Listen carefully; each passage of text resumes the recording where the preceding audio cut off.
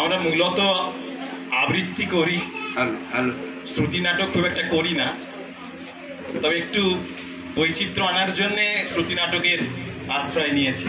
আবৃত্তি তো অনেকবার করেছি এখানে, আর প্রায় সারা সপ্তাহ আবৃত্তি নিয়েই থাকি। সৌমিত্র একটা আবৃত্তি করবে, আমি আজকে আবৃত্তি করব না, শ্রুতি নাটক করছি। আপনাদের কেমন লাগে একটু দেখুন।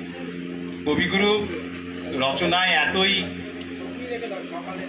বিভিন্ন ধরনের স্বাদ আছে, সেরকম একটি স্বাদ আপনাদের তুলে ধরার চেষ্টা করছি। কবিগুরুর হাস্য কৌতুক, সূক্ষ্ম বিচার, চণ্ডীচরণ আর কেবলরাম। কেবলরাম হচ্ছে ছাত্র আর চণ্ডীচরণ হচ্ছে মাস্টার মশাই। এই দুটো চরিত্রে আমরা রূপদান করছি। আসুন শোনা যাক। মশাই ভালো আছেন? ভালো আছেন মানে কি? অর্থাৎ মানে সুস্থ আছেন।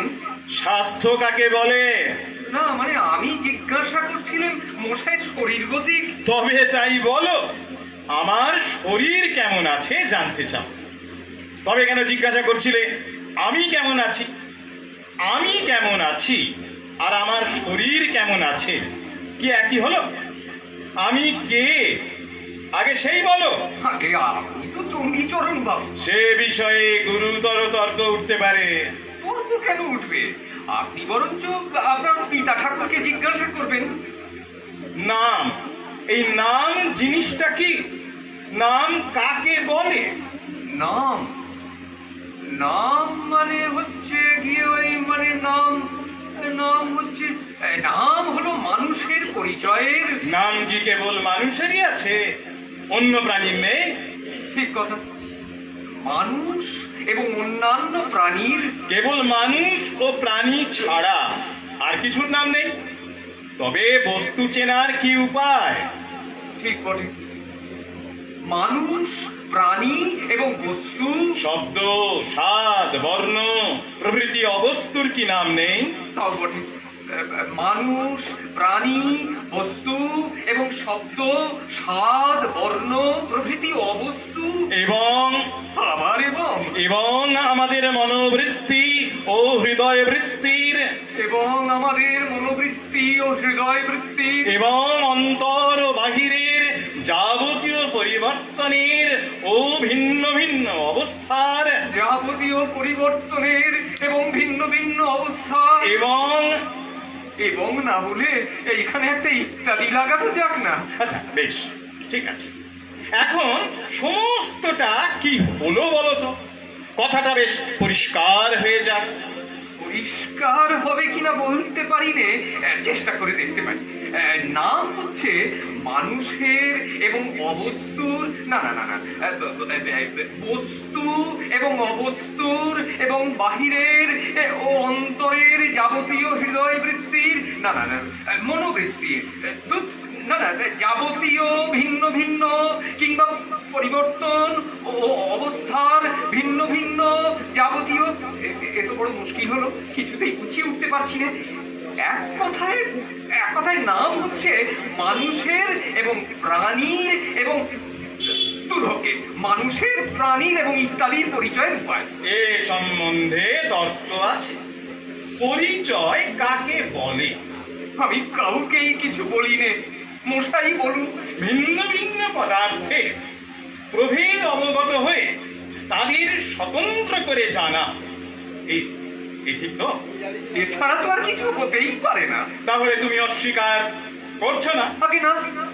যদি অস্বীকার করো তাহলে এ সম্বন্ধে গুটি কত তর্ক আছে। না না, আমি কিছু মাত্র অস্বীকার করছি না। মনে করো যদি করো। আগে না, মনেও করিতে পারি না। তুমি না করো, যদি আর কেউ করে? কারো সাধ্য নেই যে করে, এত বড় দুঃসাহসী কে আছে? আচ্ছা বেশ, এটা যেন স্বীকারই করলে। তারপরে নামই যদি পরিচয়ের একমাত্র উপায় হবে, তবে কি আমার চেহারা পরিচয়ের উপায় নয়? আর আমার অন্যান্য লক্ষণগুলো? আজ সম্পূর্ণ বুঝেছি নাম কাকে বলে। তার নাম গন্ধ জানি না, আপনি বলে দিন। আচ্ছা ঠিক আছে। ভাষার দ্বারা স্বতন্ত্র পদার্থের স্বাতন্ত্র্য নির্দিষ্ট করবার একটি কৃত্রিম উপায়কে বলে নামকরণ। যদি অস্বীকার করো, না না না না না না না, আমি অস্বীকার করি না। কেবল তর্কের অনুরোধেও যদি অস্বীকার করো, তর্কের অনুরোধে কেন, বাবার অনুরোধেও অস্বীকার করতে পারি না। এর কোনো একটা অংশ যদি অস্বীকার করো, একটি অক্ষরও অস্বীকার করতে পারি না। এই মনে করো কৃত্রিম, এই কৃত্রিম শব্দটা সম্বন্ধে নানা তর্ক উঠতে পারে। ঠিক তার উল্টো, ওই কথাতেই সকল তর্ক দূর হয়ে যায়। আচ্ছা, তাই যদি হলো, তাই এবার মীমাংসা করা যা, আমার নাম কি? মীমাংসা আপনিই করুন, আমার বড় খিদে পেয়েছে। নাম হচ্ছে আমার অজস্র। কোনটা তুমি শুনতে চাও? এটা আপনি পছন্দ করেন। প্রথমে বিচার করতে হবে কিসের সঙ্গে আমার প্রভেদ জানতে চাও। যদি পশুর সঙ্গে আমার প্রভেদ নির্দেশ করতে চাও, আগে তা চাই না। তাহলে আমার নাম মানুষ। যদি শ্বেত পিত পদার্থের সঙ্গে আমার প্রভেদ জানতে চাও, তবে আমার নাম কালো। সামলা। যদি ছেলের সঙ্গে প্রভেদ জানতে চাও, তবে আমার নাম বুড়ো মধ্যবয়সী। তবে চণ্ডীচরণ কার নাম মশাই?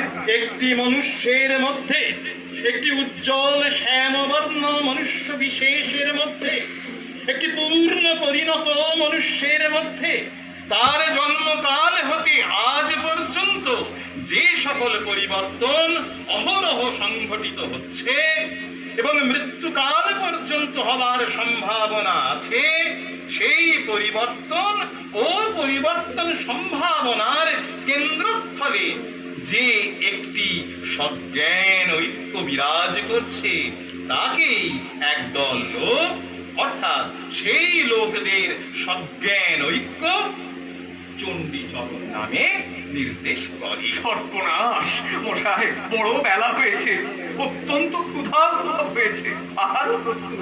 এবার তবে বসো বসো, আসল কথাটার কিছুই মীমাংসা হয়নি, সবে আমরা তার ভূমিকা করেছি মাত্র।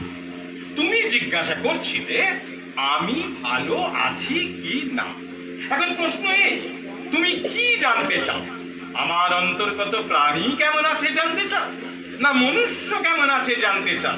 গোড়ায় কি জানতে চেয়েছিল তা বলা ভারী শক্ত, কিন্তু আপনার সঙ্গে এতক্ষণ কথা কয়ে এখন অনুমান হচ্ছে আপনার সজ্ঞান ঐক্য কেমন আছে। এইটে জানাই অজ্ঞান আমার অভিপ্রায় ছিল। অত্যন্ত কঠিন প্রশ্ন জিজ্ঞাসা করছিলে। তাহলে মাফ করবেন, অপরাধ করেছি, এখন অনুতাপে এবং পেটের জ্বালায় দগ্ধ হচ্ছি। আহারের পূর্বে এরকম প্রশ্ন আমি আর কখনো আপনাকে জিজ্ঞাসা করবো না। আমি ভালো আছি কি না জিজ্ঞাসা করলে প্রথমে দেখা আবশ্যক ভালো মন্দ কাকে বলে। তারপরে স্থির করতে হবে আমার সম্বন্ধে ভালোই বাকি আর মন্দই বাকি।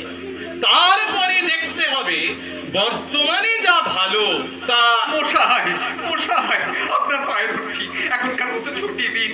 বরং আপনি কেমন আছেন এই অত্যন্ত কঠিন প্রশ্নের উত্তর আপনি কবে দিতে পারবেন একটা দিন স্থির করে দিন।